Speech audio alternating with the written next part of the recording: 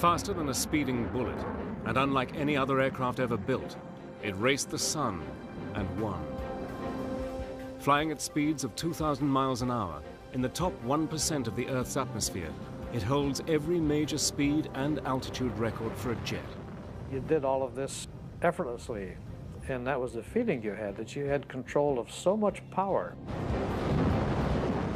It was the world's first stealth aircraft, flying over enemy territory and photographing 100,000 square miles of the Earth's surface in an hour. You were sitting at the very front of that 107-foot-long spear penetrating enemy airspace. You were truly the tip of the sword. If anything went wrong, we would be on the 6 o'clock news.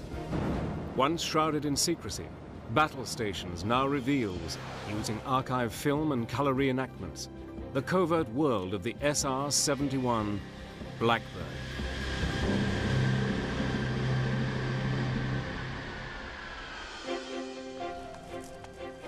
During World War I, the first reconnaissance aircraft were developed to photograph the enemy in an attempt to gain a tactical advantage. World War II saw more sophisticated aircraft and camera technology that played a vital role in the Allied victory.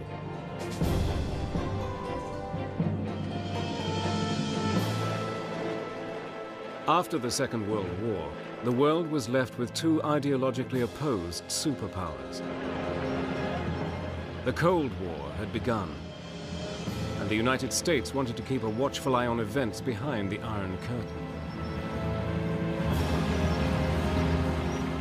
America was desperate for information about Soviet nuclear stockpiling, fighter capability, and bomber threat.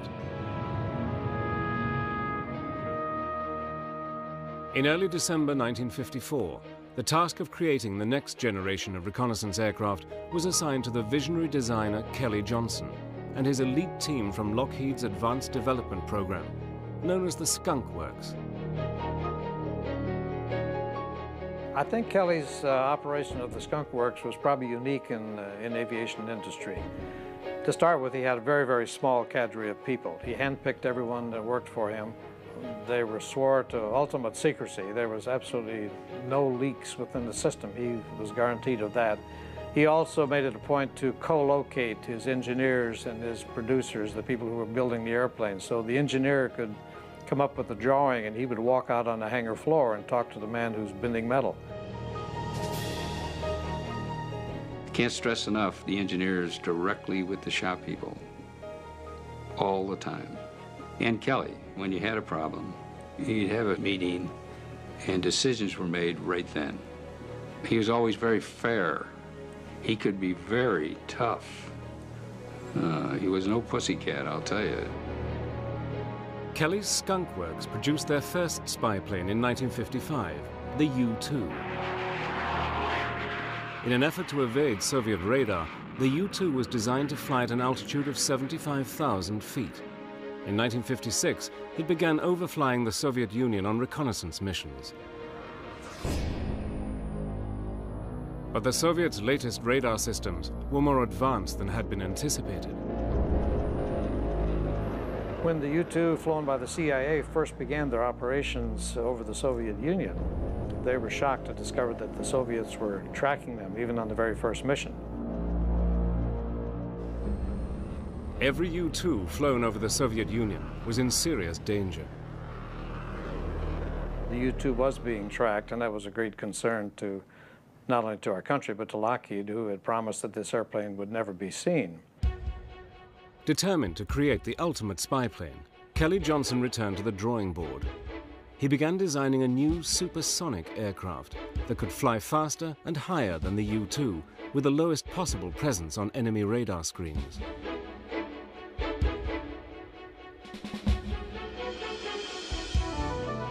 Then, on the 1st of May 1960, disaster struck. A U-2 flown by Francis Gary Powers was shot down by an SA-2 missile.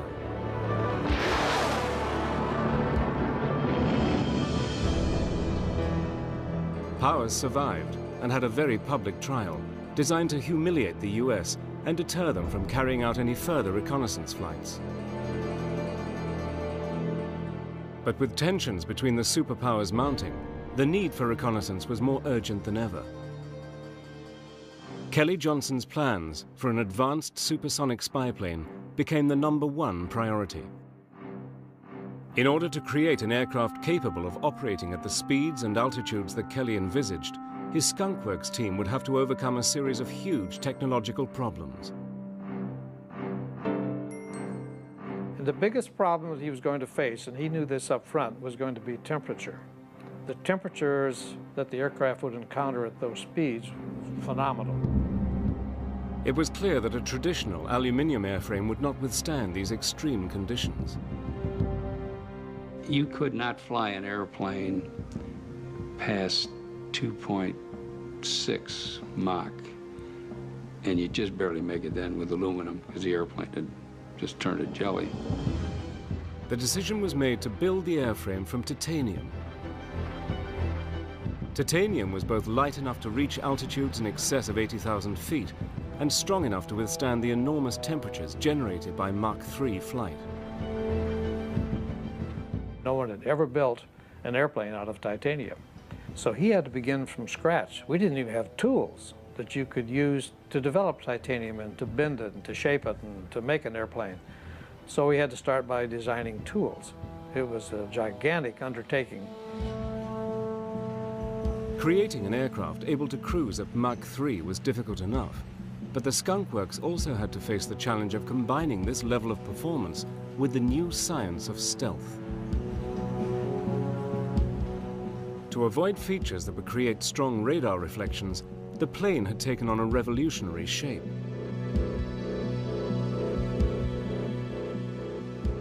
The wings were blended into the body, and the long surfaces on the forward fuselage, known as chines, were designed to deflect incoming radar waves. As were the inward-angled twin fins, the pointed engine cones, and the nearly flat lower fuselage. Also, a special radar-absorbent plastic, or composite, was developed to be incorporated into all the leading edges. When you look at an SR-71, 20% of what you see is composite. You know, it's just unbelievable at that time.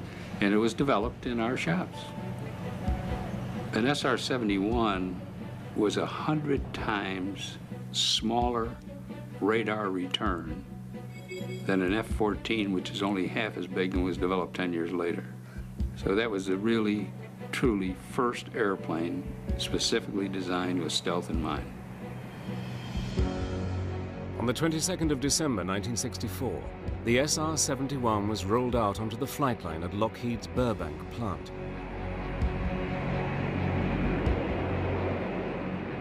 Coated in black, radar-absorbent ferrite paint, the Blackbird, as it became known, was an extraordinarily futuristic-looking machine. Lockheed test pilot Robert Gilliland would be the first in the cockpit. When we got going, as a matter of fact, for the actual first flight, it had 383 open items. These are things that are supposed to be working that aren't working. So it was a bare bones type of operation for the first flight. And you might say these kind of things could be dangerous, but there are plenty of other people that would like to have been in my position, I assure you of that. The exhilaration when we made the first engine run and they had those afterburners going in there and that thing is straining against those cables, and I just felt, boy, this is really going to be something.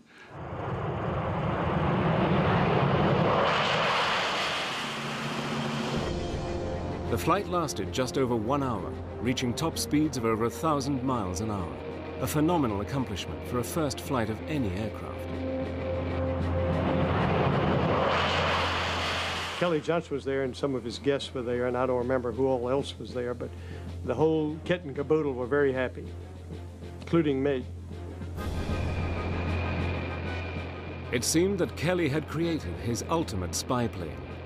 But would it be able to evade radar and fly high enough and fast enough to escape the Soviet fighters and missiles? Flying at speeds in excess of Mach 3, at altitudes over 80,000 feet, The SR-71 Blackbird was the fastest and highest flying jet in the world.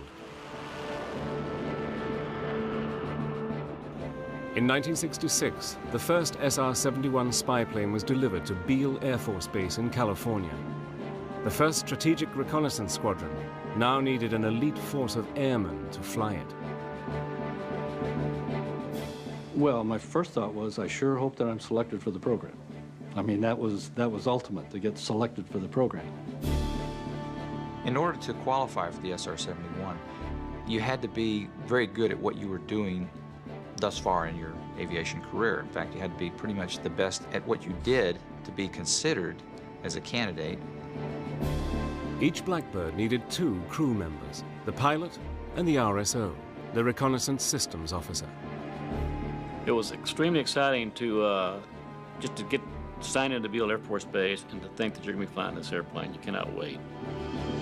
But the selection interviews and evaluations alone lasted a week and included a rigorous physical examination, the same as experienced by the astronaut corps. And the first 2 days were physicals, an astronaut physical in a sense, taking an EKG on a treadmill and full body x-rays, just very extensive physical exam. They also wanted to know if you were the kind of person that they could live with on the road, because you had to spend a lot of time together. You know, in a sense, it's part of your family. And they wanted to evaluate people to see if they'd be a good member of that family.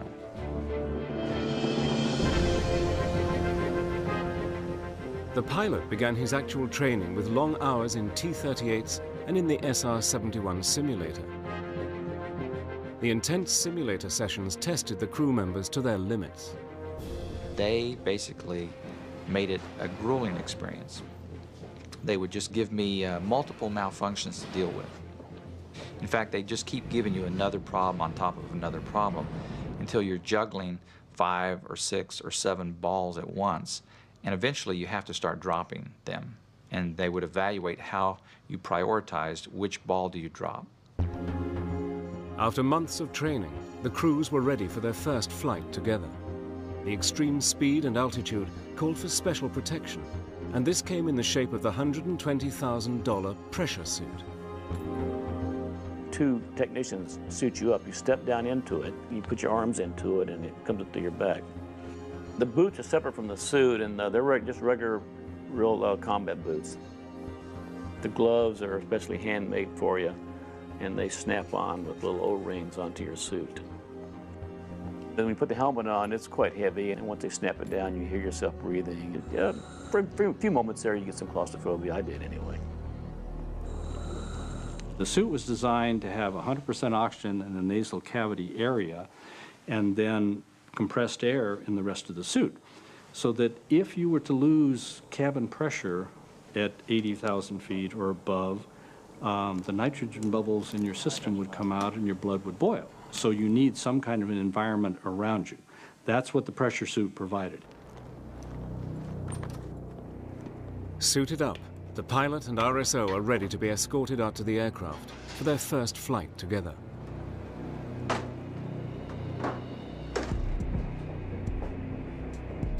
There are 3 people that do nothing but strap you into the cockpit. And unlike a lot of aircraft, this cockpit is down sort of in the bowels of the aircraft. You get placed down inside the cockpit and strapped in. And then the canopy is lowered on top of you. You don't even lower it yourself. Someone has to do that for you and lock it down. You're kind of becoming part of the aircraft, and it's becoming part of you. A shot of triethyl boron gas ignites the fuel, and the J-58 engines are started.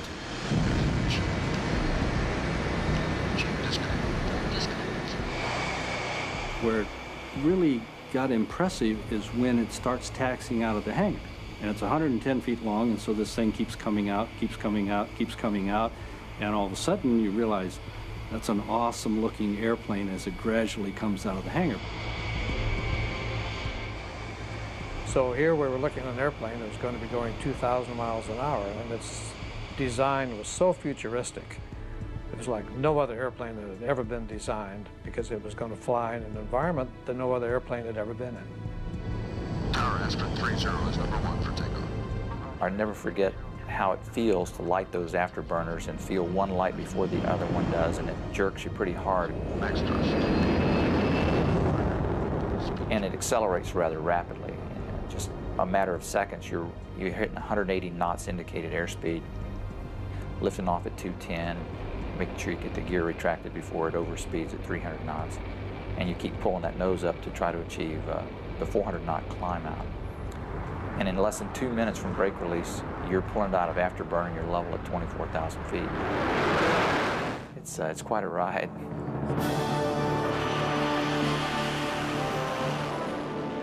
I remember the first time I took the aircraft up to speed and to altitude, I went through Mach 1, and then I approached Mach 2, and it went through Mach 2 without the slightest indication of any problems, and I marveled at that.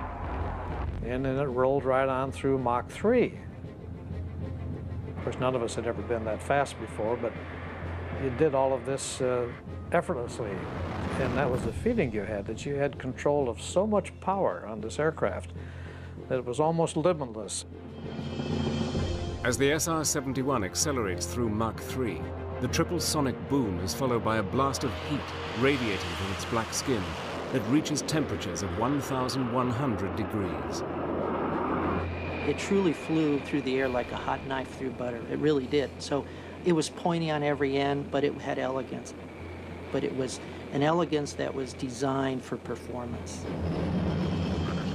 After 10 months of grueling training, the SR-71 crews were ready to go operational. Flying over heavily defended areas in enemy territories would push both the aircraft and the crews to their limits.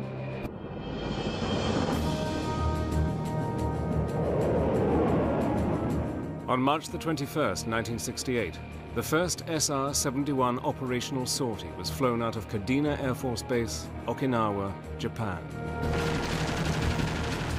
The Vietnam War had been raging for 5 years, and the United States was determined to contain and defeat communism in Southeast Asia.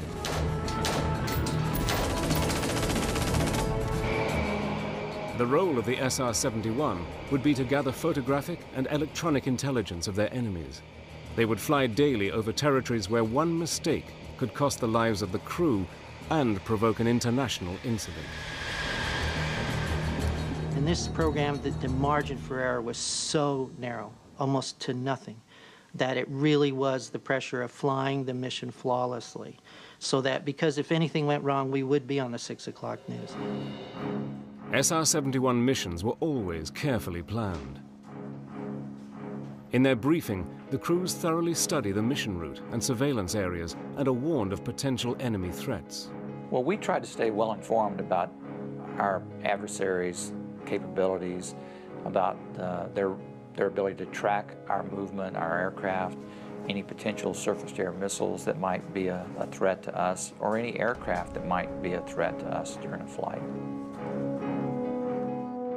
3 hours before the mission, they have a medical checkup and eat a high-protein meal of steak and eggs.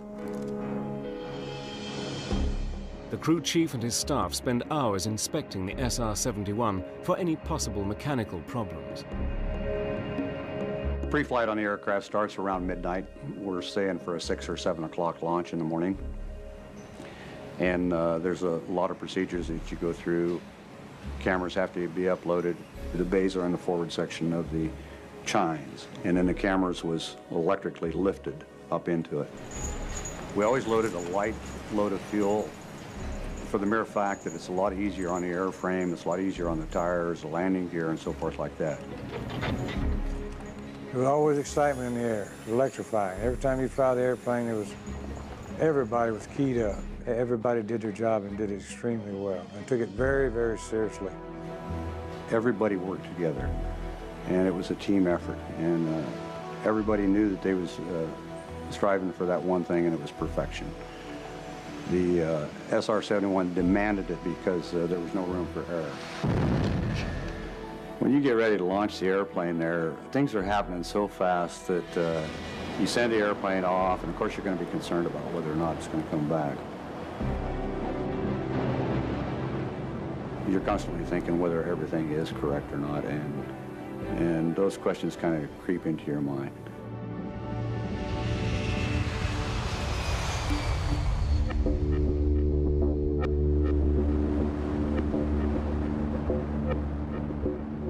Above 60,000 feet, the crew switches off all contact with air traffic control. Only a select few know where the Blackbird goes next. The pilot in the SR-71 spent all of his time flying the airplane. The airplane operated on autopilot, that's true, but you had to kind of hand fly the autopilot. It demanded your attention all the time, and so the fellow in the back seat, the reconnaissance systems officer, he handled all of the auxiliary systems. Sitting in the rear cockpit, the RSO must keep the plane on the black line, the pre-planned route to the target. As they reach enemy territory, he concentrates on the radar and defensive systems, trying to jam enemy communications in the event of a missile launch. We carried the same type of jammer that was used throughout the Vietnam War by all of the fighters and bombers, which attempted to jam the communication between the radar site and the missile itself.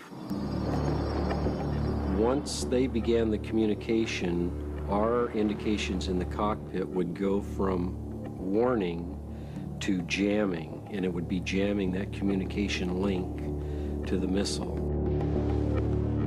But sometimes the enemy would try to attack the SR-71 by launching a missile without any radar guidance. We were coming in off the water, headed inland, and the pilot says, "Hey, Reg, look out your right window." And here is what looks like a telephone pole about 150 yards away that's going just straight up. He said, "Was that close enough?" And I said, "Yeah, that was close enough." Our main defense, if we were fired upon, was increased speed. And we could increase 100 knots, 200 knots in just a matter of seconds, which is a lot of differential in speed for a missile to cope with.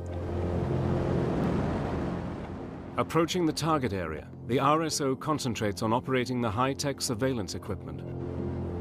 The 6 different cameras were able to photograph 100,000 square miles in an hour, producing images with such high resolution that a vehicle's number plate could be clearly identified. The surveying capability of the aircraft was fantastic because you're going in a straight line for 2,000 miles. You could look out as far as the horizon goes, and from horizon to horizon, that's what you could survey.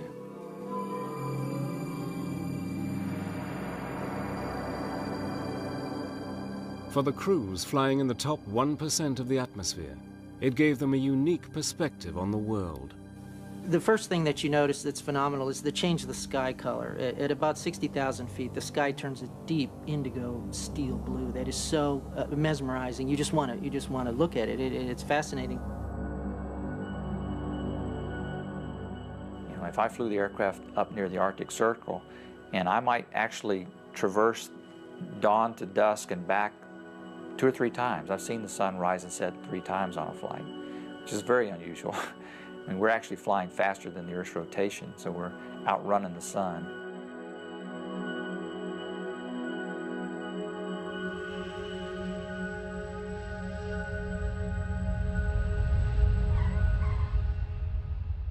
On landing, the highest priority is to download the cameras, known as sensors, as quickly as possible.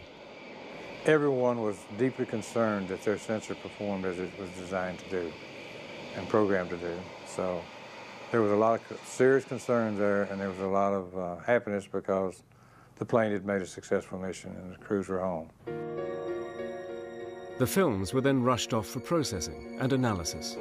Well, the photo interpreters were a brilliant bunch of young airmen, and they could look at that film and they could spot something had been moved or a new facility was going up. They were great at that. And they would call their supervisors if they saw something of interest, that needed to be flagged and brought to the attention of the intelligence people. One of the things I enjoyed about flying the Blackbird was knowing that information is power. The information we would gather could very well preclude bombs having to be dropped at all. It could save a lot of people's lives by having the right information at the right time. The Blackbird crews were successfully infiltrating enemy territory and gathering a massive intelligence about their adversaries. But with the Iron Curtain still firmly in place and Soviet technology constantly improving, how long would the SR-71 remain flying safely in such dangerous areas? In October 1973, they would face their most crucial test.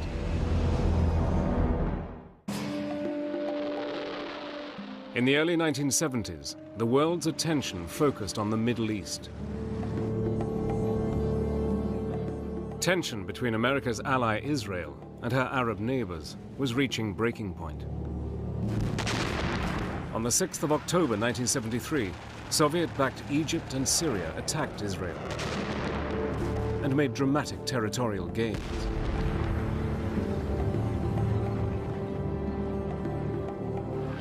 With the Middle East caught up in the politics of the Cold War, an Israeli defeat would bring with it the threat of nuclear conflict. The Soviets had launched their Cosmos 596 satellite, bringing them immediate intelligence from the battlefronts and putting them one step ahead of the United States. It was time to bring in the Blackbird. The SR-71 would fly directly from Griffiths Air Force Base, New York, to the Middle East. The flight would be over 11 hours long, with 6 refuelings. No Blackbird crew member had ever experienced such a lengthy, complex mission.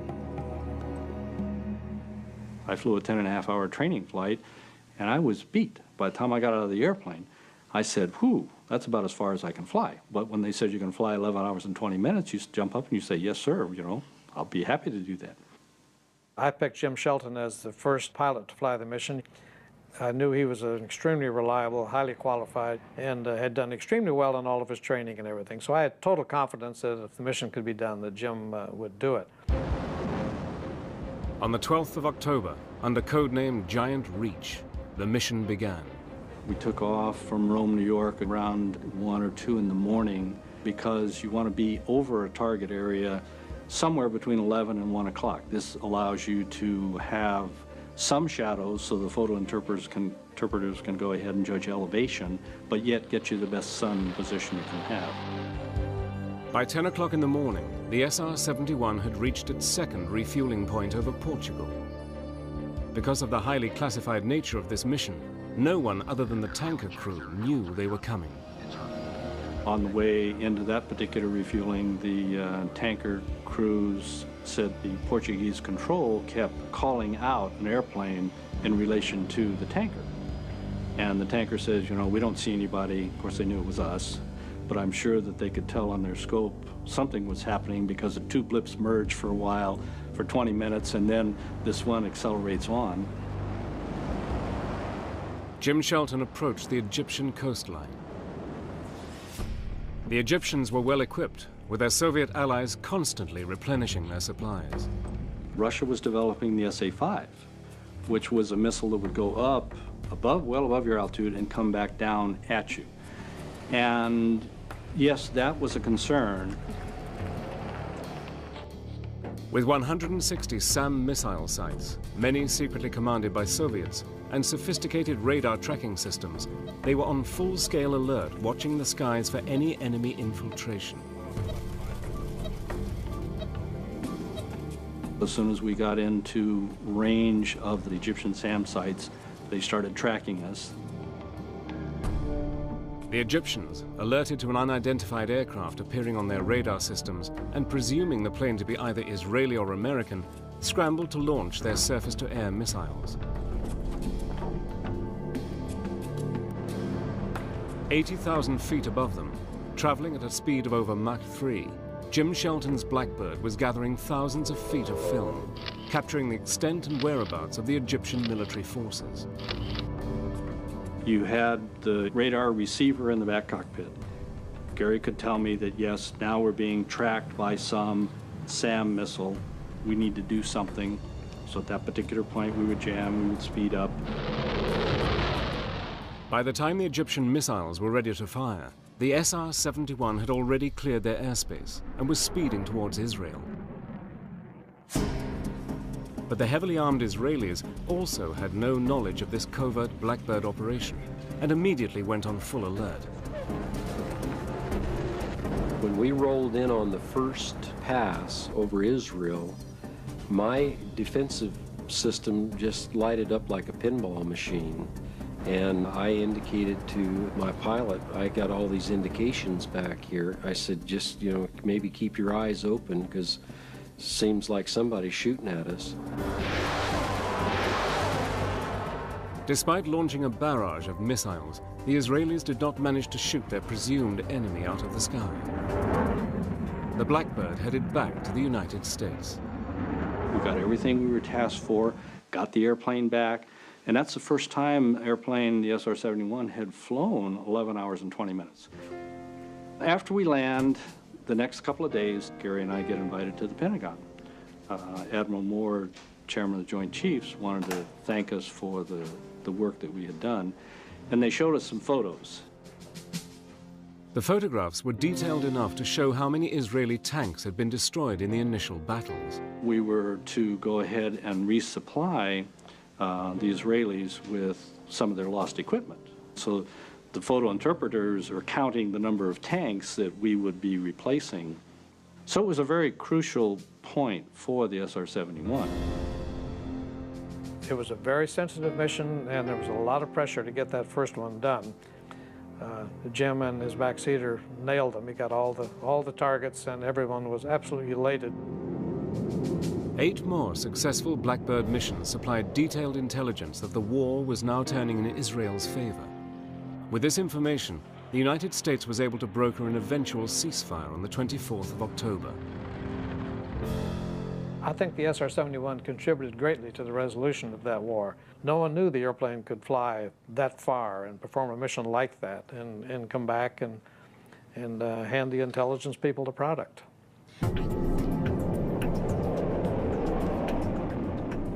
The Blackbird was also a record breaker.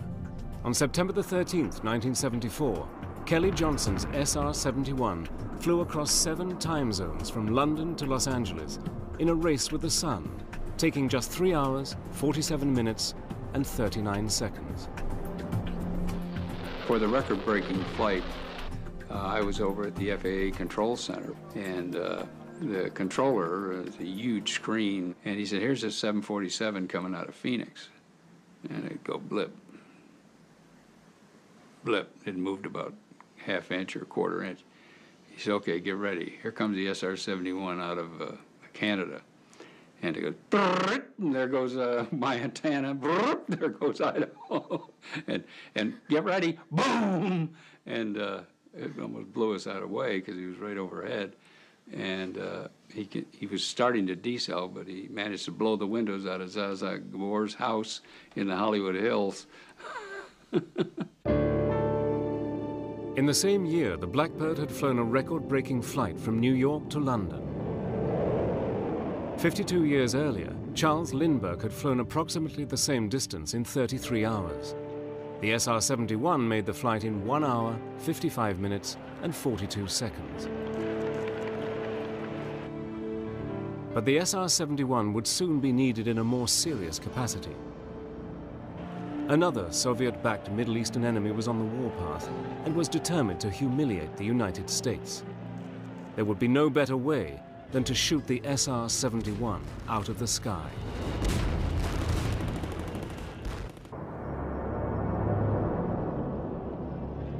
Tension between the United States and much of the Arab world continued. In 1972, the revolutionary leader of Libya, Colonel Muammar Gaddafi, announced that he was giving aid to terrorist organizations in Europe and the Middle East.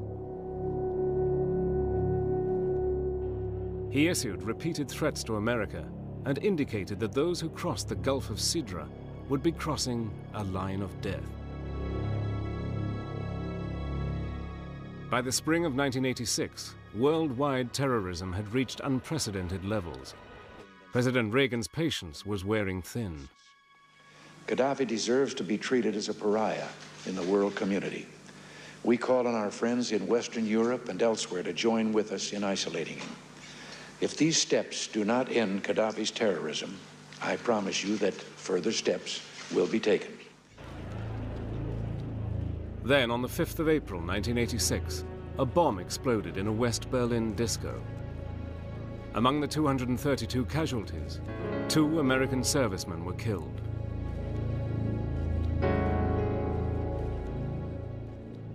The United States found clear evidence that Libyan leader Colonel Gaddafi was behind the attack.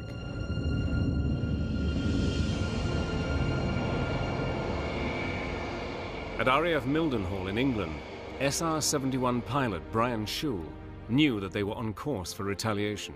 Now, we knew that something was going on because all of a sudden the Mildenhall base had an extra security arm of guards around it. Our BOQ living quarters had armed guards at the doors. The next thing you knew, every tanker in the Air Force practically was landing at Mildenhall. There were new airplanes on the ramp that you hadn't seen before, and it was no secret to every Brit aircraft spotter out there that there was something going on. The British government would allow the United States to fly the missions from their bases in England. At 9:30 a.m. on the 14th of April, the SR-71 crew members were ordered to a top-secret briefing. They were informed that the 48th Tactical Fighter Wing at Lakenheath would be striking selected Libyan targets within hours. When we heard the words, this morning at 2 a.m., the F-111s are launching, we were a little surprised that, well, this is for real, it's happening. The SR-71's job would be to record the results of the airstrikes against Tripoli and Benghazi. That night, the F-111s began their mission. So when we're trying to sleep, in the middle of the night, you're awakened by the roar of F-111s taking off. Listening to that, it was quite serious at that time because we knew maybe some of those people wouldn't come back.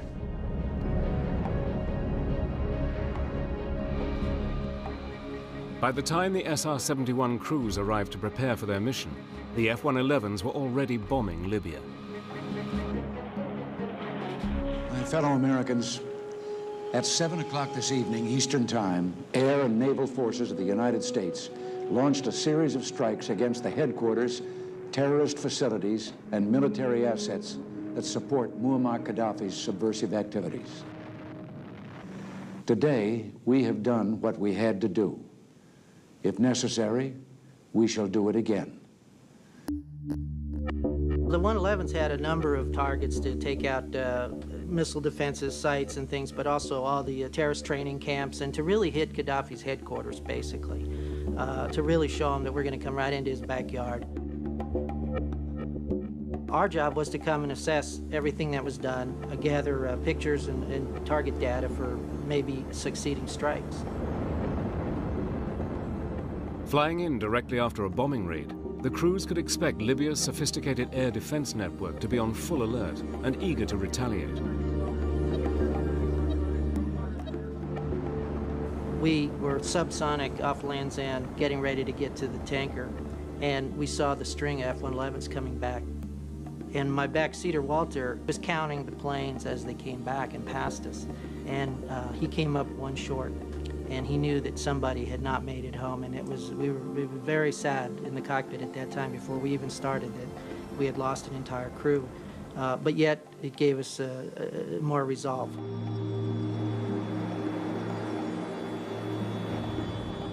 After refueling and now traveling at supersonic speeds, they neared the Gulf of Sidra and the Libyan target area. We're doing over 2,000 miles an hour at this point, and we were like a speeding bullet, except faster. And we had crossed the line of death with impunity. But the Libyans, equipped with the latest Soviet long-range high-altitude missiles, posed the greatest threat yet to the Blackbird. It was at that time that Walter started picking up some missile signals. He got 2 indications and then actually got a launch indication.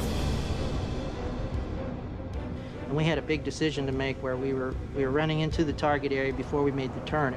Do we continue to that point where Gaddafi's headquarters were, or do we make a turn away now to save ourselves from the missiles? And our decision was to push the throttles forward. We thought in 14 seconds we can beat that missile to that point and then make the turn.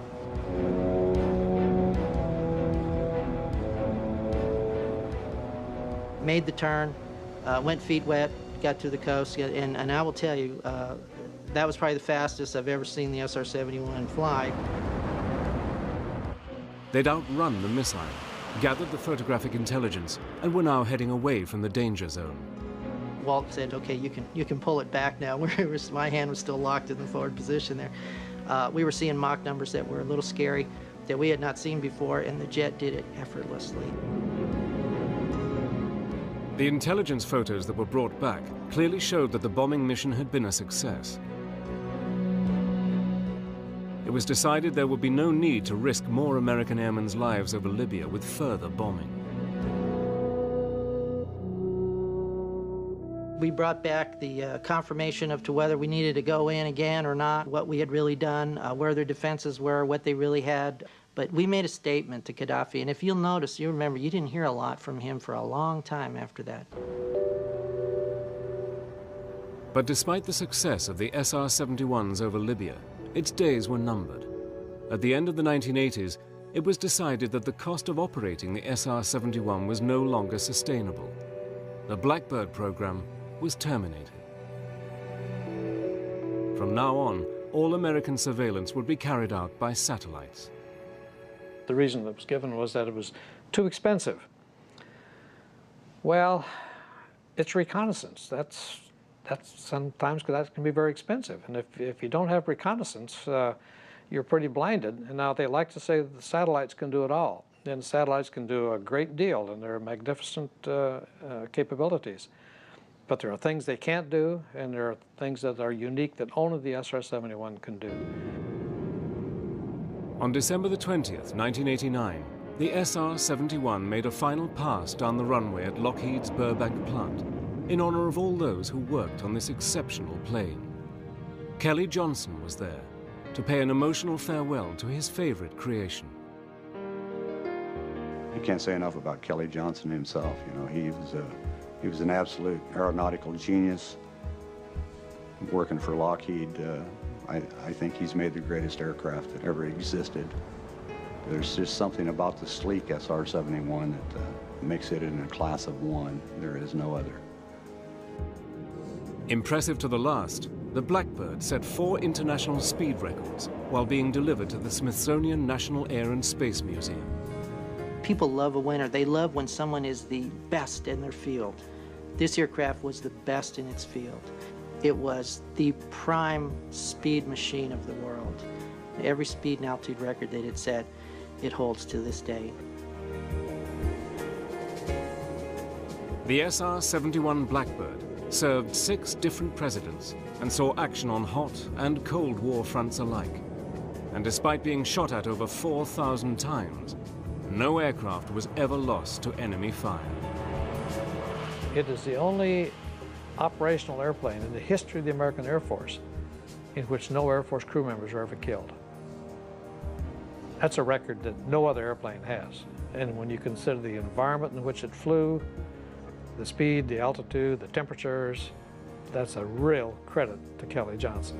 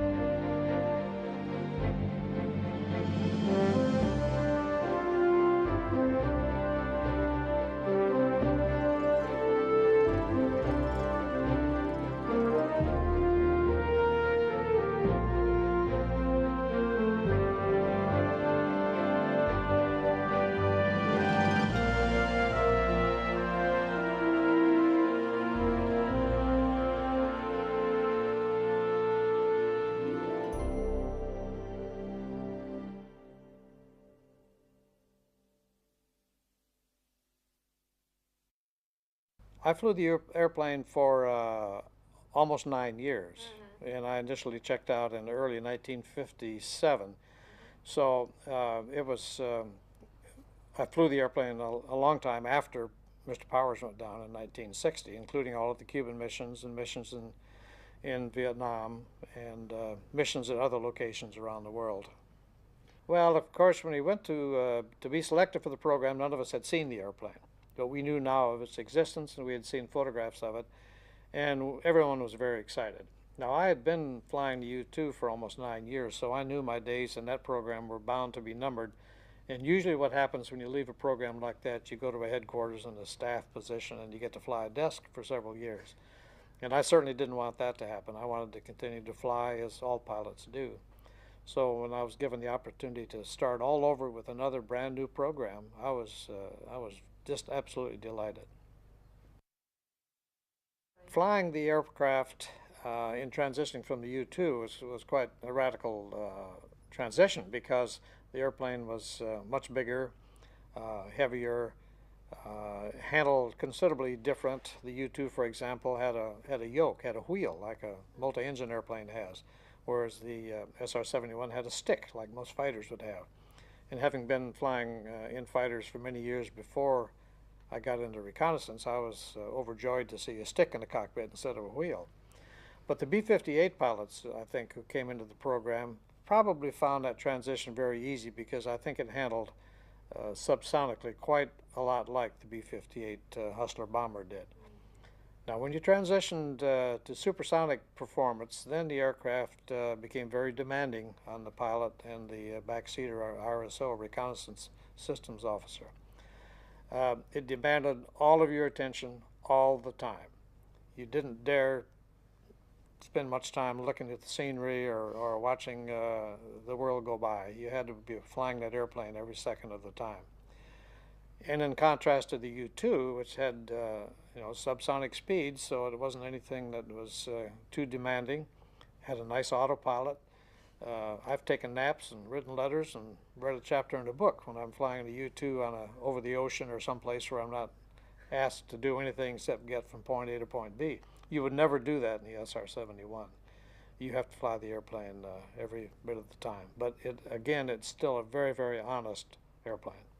I don't think anyone who flew the airplane had any reservations about the nature of the mission or what we were doing with the mission, where we were flying, what our mission objective was, what we were trying to collect, whether it was electronic intelligence or whether it was photo or radar. We had all of those systems on board the airplane, and so we had multiple targets that we were looking for, and some of them involved overflights and some of them involved peripheral work. And I don't think anyone was really concerned about that aspect of the mission at all. In fact, it used to be rather enjoyable when MiGs would be launched to intercept the SR-71, because they delighted in trying to do that. They would love to have been able to shoot down an SR-71. Of course, they never could. But you could see contrails of the MiGs when they were scrambling and coming up, and it was kind of like tweaking the lion's tail. You could just ignore them and watch them fall out of the sky and just press on with the mission. So in that sense, it was a little bit of entertainment for us. Flying the aircraft at Mach 3 was almost disappointing, because there was no particular sensation of speed. You were too far above everything to get a sensation of speed. The most impressive thing going on would be watching the instruments and seeing what an amazing Mach number you would just pass through. I remember the first time I took the aircraft up to speed and to altitude. I'd been supersonic before in a number of airplanes, but all of a sudden in this aircraft I went through Mach 1, and then I approached Mach 2, and it went through Mach 2 without the slightest indication of any problems, and I marveled at that. And then it rolled right on through Mach 3. And of course, none of us had ever been that fast before, but depending upon the airplane that particular day, if it was a nice day and the airplane was nice to you, why, you did all of this effortlessly. And that was the feeling you had, that you had control of so much power on this aircraft that it was almost limitless. And when you got to the desired speed and altitude, you actually had to throttle back. And you'd be cruising at 2,000 miles an hour with the throttle way back from its normal full power climb performance. So the impression you had is that you just had a vehicle with unlimited power and speed potential. Well, the 2 years that I was a wing commander, 73 through 75, I think there were two events that highlight the tour that I had of that command. One was, of course, the October missions over the Middle East, and the other was the opportunity to, for the first time, put the aircraft on public display overseas. And in the process of getting there, we were authorized to set some world speed records and to take the aircraft into Farnborough Air Show in the UK. Getting it over there and putting it on display was enough to get us all very excited, but then to be allowed to set the speed record, which we knew we would set anyway, whether they acknowledged it or not, but they allowed us to make the official run and document the speed run. So again, I picked Jim Sullivan, who at that time was the chief of standardization. I always picked my chief of stand board as my #1 guy to fly the big mission. And again, this was going to be a pre-announced attempt at a world record, and we had to do it. Once you pre-announce it, you can't afford to fall down. And so we were very concerned that this go as planned. We actually launched 2 airplanes out of California, and the record attempt was to be from New York to London. So we had 2 airplanes flying, I think it was 30 minutes apart. And if something happened to Sullivan before he got to New York, because once he started, he was on his own. But if something happened to his airplane before he got to New York for some reason, then the second airplane would make the speed run. But his aircraft worked flawlessly all the way across, and so we set that speed record of I think it was 1 hour and 55 minutes from New York to London. And then we were given the opportunity to set another world speed record on the return flight. So I picked another crew. This time I picked a young crew. I wanted the young guys to know that they also had a chance to participate in these things. So I picked a young crew. Buck Adams was the pilot, who later retired as a general officer. But Buck flew from London to Los Angeles and set a world speed record in 3 hours and 55 minutes. Now those records would have been much shorter, except that we had to do some in-flight refueling. We had planned on going to London unrefueled. The airplane is perfectly capable of doing that. But the London weather was terrible, strangely to say. And so we knew we were going to arrive in the London area, and we would still be at speed and altitude over London, so we had to swing way over the English Channel halfway to Paris and back to descend and decelerate to come back to Farnborough to land. And I knew we were going to be on fumes when you put all that together, and we had to have completely good visual conditions in order to attempt that. So much to Kelly Johnson's dismay, I directed that we have an in-flight refueling partway across. And he called me on the phone as soon as he got the word. He was most upset with me for putting in that refueling. And I said, Kelly, it's going to add maybe 10 more minutes. It'll be a world record no matter what. And he said, yes, but I want to do it unrefueled. The airplane can do that. I said, I know it can do that, but it can't do it safely under these conditions. The weather is just too bad. We don't even begin to meet the Air Force requirements for fuel reserve. And if we're going into an instrument condition up there, Jim has to have some fuel reserve. So he finally allowed us out that he'd let me do that, but he was very unhappy. But he was there when the airplane landed, as I was. We were all in London at Farnborough waiting for the airplane.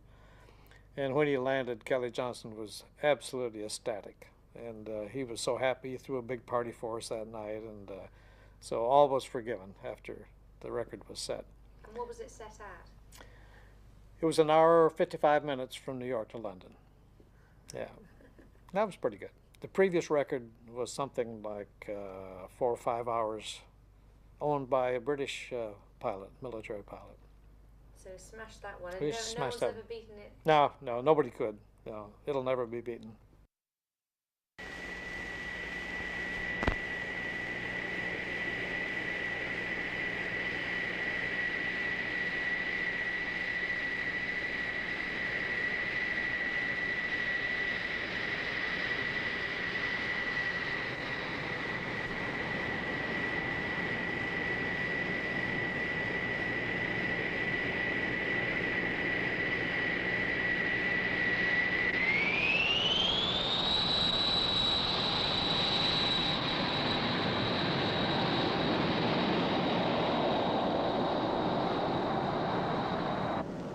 A United States Air Force Strategic Air Command weapon system.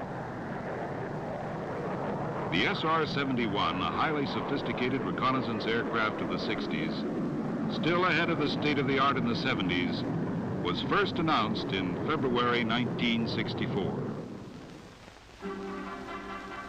The program was started initially with a systems project office given specialized management authority, and answering directly to Air Force headquarters. As the program progressed, the Specialized Management Authority was transferred to the present Advanced Systems Program Office with complete administrative, engineering, and logistics responsibility.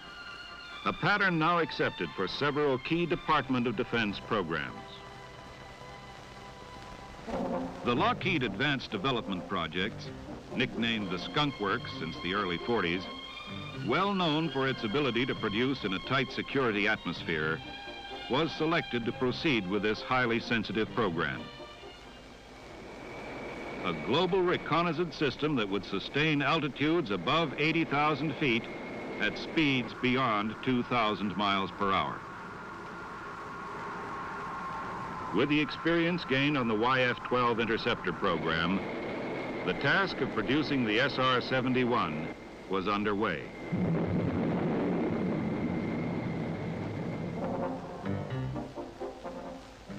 The airframe and systems design was rapidly finalized.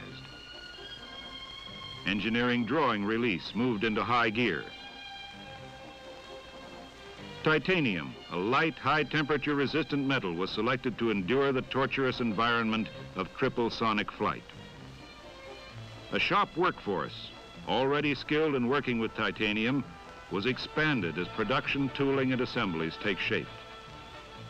Ship number 1 moved into final assembly. Soon another milestone is reached. Maintaining tight security and under the cover of darkness, serial number 950 leaves the assembly plant. The convoy delivering the first airplane arrives at the flight test facility.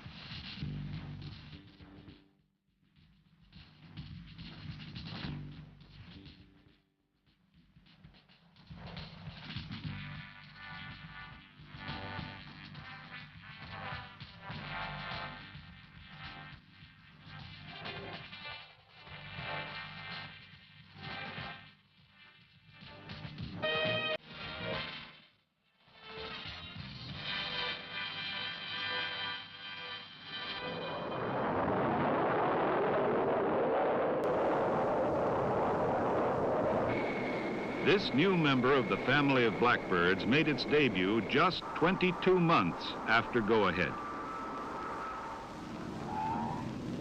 Production aircraft scheduled for evaluation soon arrived at Edwards Flight Test Center.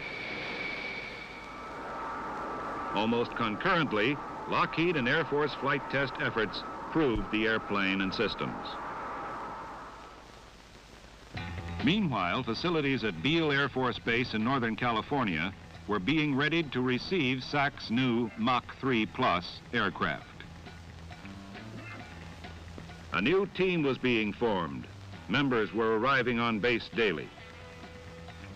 The Lockheed ADP Field Engineering Support Group, formed early in the test program, arrived at the operational base, consisting of a small group of engineers, logistics and systems personnel. Equipped with fast response procedures, they brought the manufacturer's entire support as close as the commanding officer's telephone. The Physiological Support Division was busy processing flight crews selected from the many highly qualified volunteers from throughout the Air Force. Personnel were scheduled into training. Animated aids familiarized students with the internal workings of the engine and system components.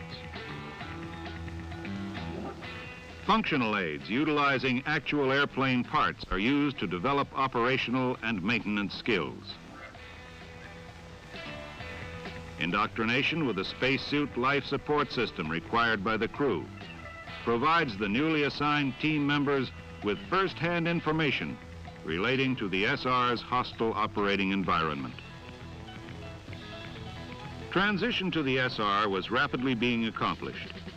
With introduction to the flight simulator, the goal of flying the Blackbird is in sight. Flight crews experience the operation and performance of the airplane and reconnaissance systems in a realistic simulation of flight. Flight crew and maintenance training was proceeding on schedule.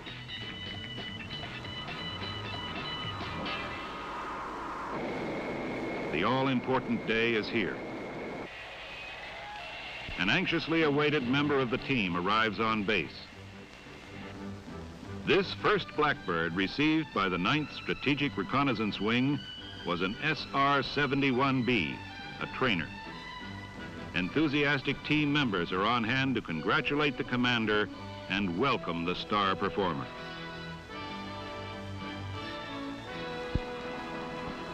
The pace quickens. Additional aircraft arrive.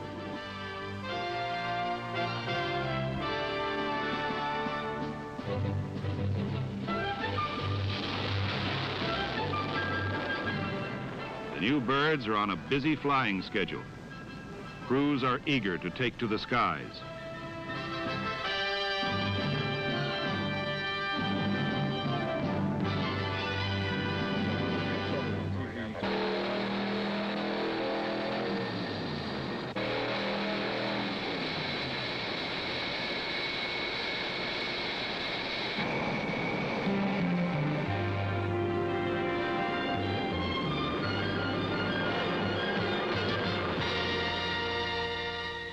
The SR's dagger-like shape is thrust through the sky by more power than 45 diesel locomotives.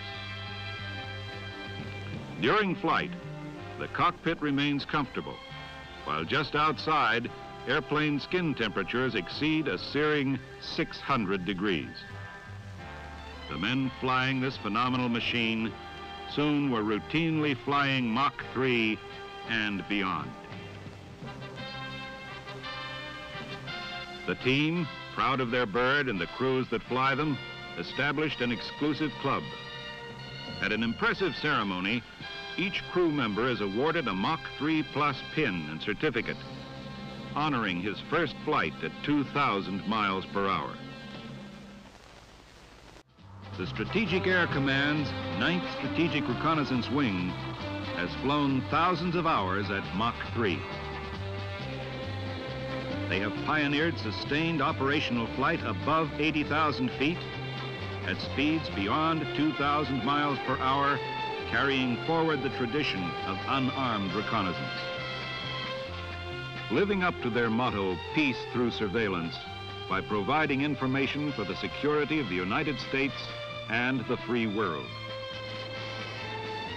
The SR-71 in a single flight has flown over 15,000 miles. On one mission, it is capable of mapping a section of the world equal to a path 60 miles wide from San Francisco to New York. The incredible Blackbirds and the team that operates them are justly proud guardians of peace through surveillance.